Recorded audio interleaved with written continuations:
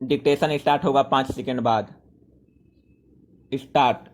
भारतीय गणराज्य की वर्षगांठ हम हर वर्ष 26 जनवरी को मनाते हैं। इस शुभ अवसर पर हम अपने देशवासियों का अभिनंदन करते हैं, चाहे वह देश में रह रहे हों अथवा विदेशों में।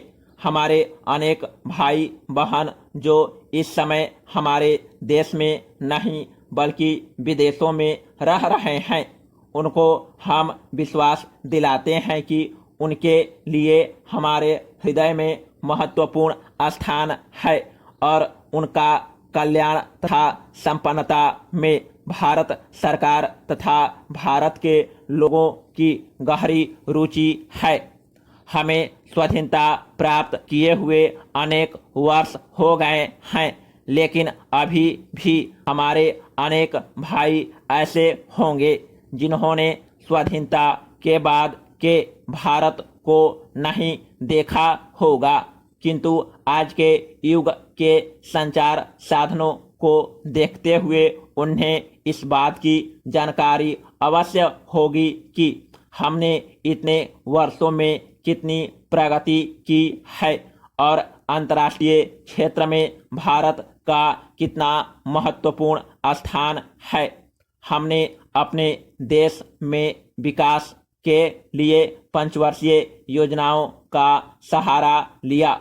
हमारी 5 पंचवर्षीय योजनाएं संपन्न हो चुकी है और अगली पंचवर्षीय योजना चल रही है। इस योजना के अंतर्गत हमने राष्ट्र निर्माण के जो लक्ष्य निर्धारित किए थे वे सभी प्राप्त कर लिए गए हैं। हमने अपने देश का औद्योगिकीकरण बड़ी तेजी के साथ किया है। इसका श्रेय भारत के प्रधानमंत्री श्री जवाहरलाल नेहरू को है। हमने छोटे और घरेलू उद्योगों की भारत के कोने कोने में बड़े पैमाने पर स्थापना की है। हमारी 80% जनसंख्या गांवों में रहती है और खेती बाड़ी के धंधे में लगी है। कृषि इस देश की अर्थव्यवस्था की रीढ़ है। लघु उद्योगों और ग्रामों उद्योगों के द्वारा विशेष रूप से ग्रामीण क्षेत्रों में असंख्य लोगों को रोजगार मिलता है। अतः हथकरघा उद्योग, लघु उद्योग, कुटीर उद्योग हमारे गांवों तक फैले हुए हैं। इनके विपरीत सामुदायिक विकास योजनाओं और राष्ट्रीय विस्तार सेवा के फलस्वरूप हमारे देहातों का रूप ही बदल गया है।